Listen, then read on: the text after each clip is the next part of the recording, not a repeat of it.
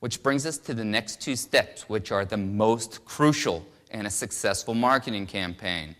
Team tracking and statistics. I can't emphasize enough how important it is for you to track what you're doing.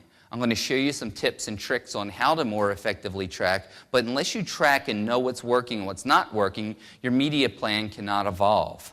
Which brings us to the last step, which is the learning curve. Now that you're collecting all this information, you have your stable budget, you have your budget in place, and you're doing all of these things, you want to make adjustment. Here's a simple example. Let's say you're doing 4 or 5 different things. You're doing some radio, you're doing some direct mail, you're doing the yellow pages, and you're doing the Valpak. You want to consistently monitor how each one of those are doing. And if you're seeing that one, let's hypothetically say the Valpak is providing you 2-to-1 return on investment when everything else is averaging 6-to-1, it's common sense. What you're going to want to do is eliminate the Valpak. And now use that budget to either augment what you're currently doing that's more successful, or use that to try something new. But you can't do that unless you're effectively measuring what's working and what's not. Research and tracking tools. As I said, unfortunately, this becomes the pharmacology. I'll try to make it fun, and normally it's fascinating for people. Call source. We talked a little bit about tracking. One of the most important activities that we want to see is telephone calls. There are a lot of steps in marketing to a new patient. There's marketing to them, making them call or having them call, the person at the front desk having them make an appointment, them actually keeping the appointment, the doctor or team member presenting the case presentation, and them actually accepting it. As you can see, there are a lot of steps, and generally the team is the most important. Now, 100% of the time, the team is the most important. If they're not making and keeping that appointment, how can we get the end product of the people accepting them? One of the resources that RAMP has deployed is a tracking technology on the telephone. Essentially, what we do is overlay a local telephone number or an 800 number onto your existing phone line.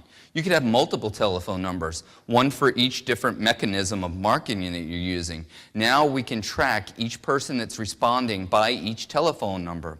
And it's kind of like on steroids. Not only do we know who is calling, we know when, how long, and also, in a large percentage of the cases, we know exactly who they are.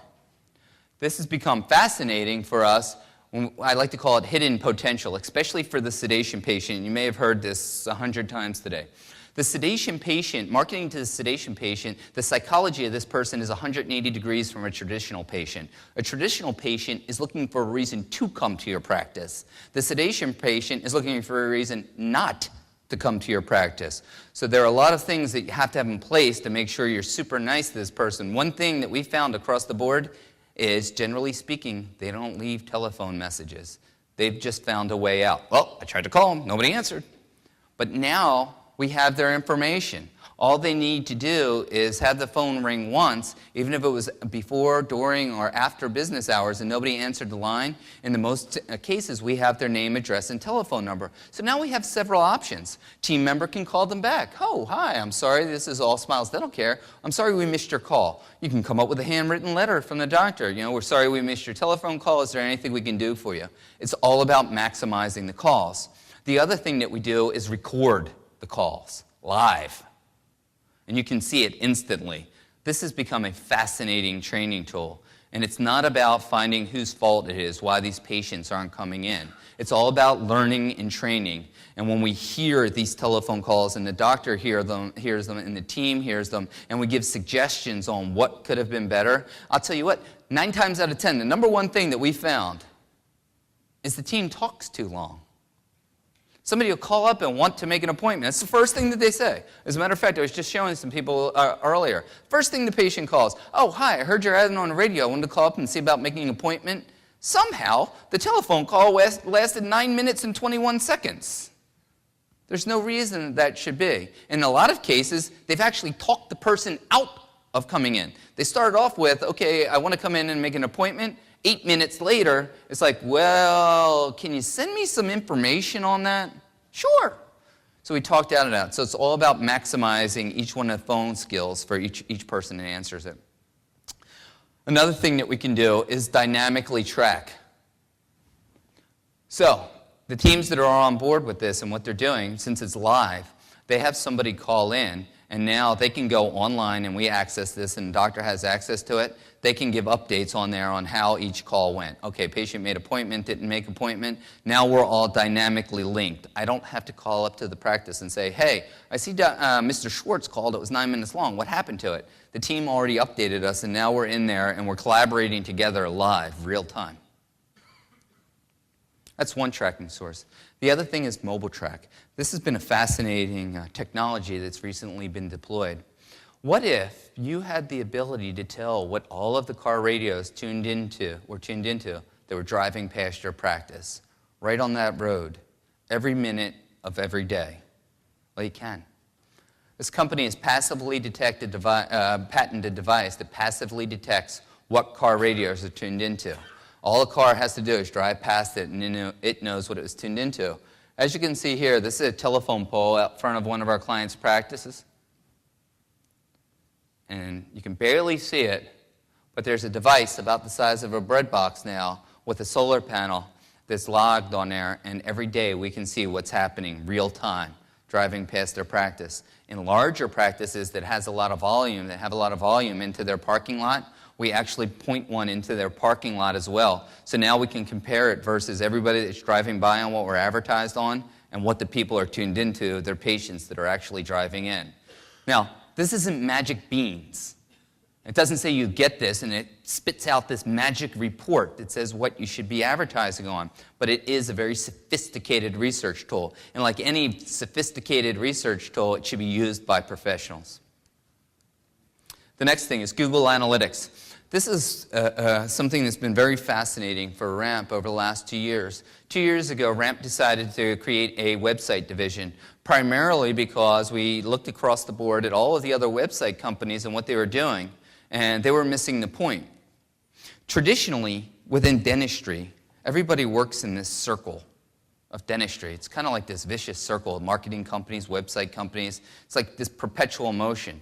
What we've done at RAMP and myself is to take outside technology. There are companies that have spent hundreds of millions of dollars on research and development and implemented things. Well, it's our job to understand that and bring that into the world of dentistry. And the number one thing is called persuasive architecture in websites. And it's fascinating on moving forward to kind of summarize. Historically, the vast majority of website companies focusing on dentistry focus on one thing: search engine optimization.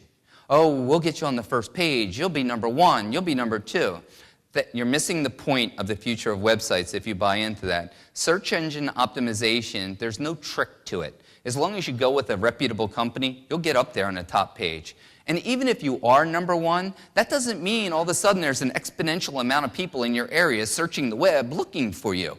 You'll always have that same number. What's important nowadays moving forward is website optimization. Too many dentists focus on how many patients they got from their website and relate how effective their website is directly to that number.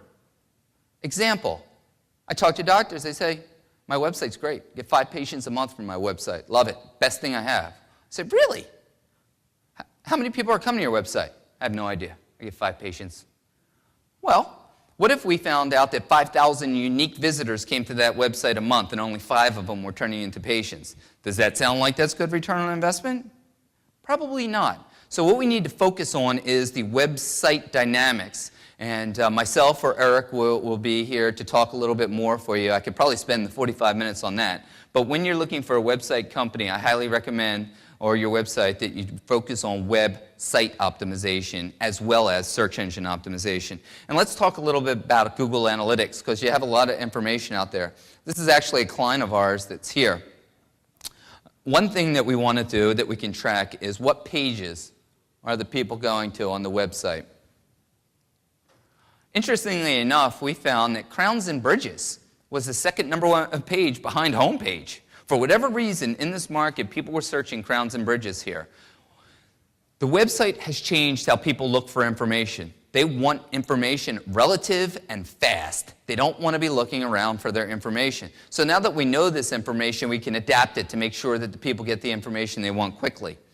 Another thing that's important is I talked earlier about activity. And the ultimate activity is to have a telephone call. We want people to make the phone ring. But early on, and especially in sedation, that's always not the first activity. The first activity is they're going to the website to get more information. So before you become discouraged that your marketing is not working, you want to take a look at the daily activity of your website. And as you can see where these spikes are, this is when the client's advertising on air. So if we see that there's a spike in activity while on air, then that should correlate into patients moving down. So before you think that your advertising isn't working, make sure you're checking your web activity.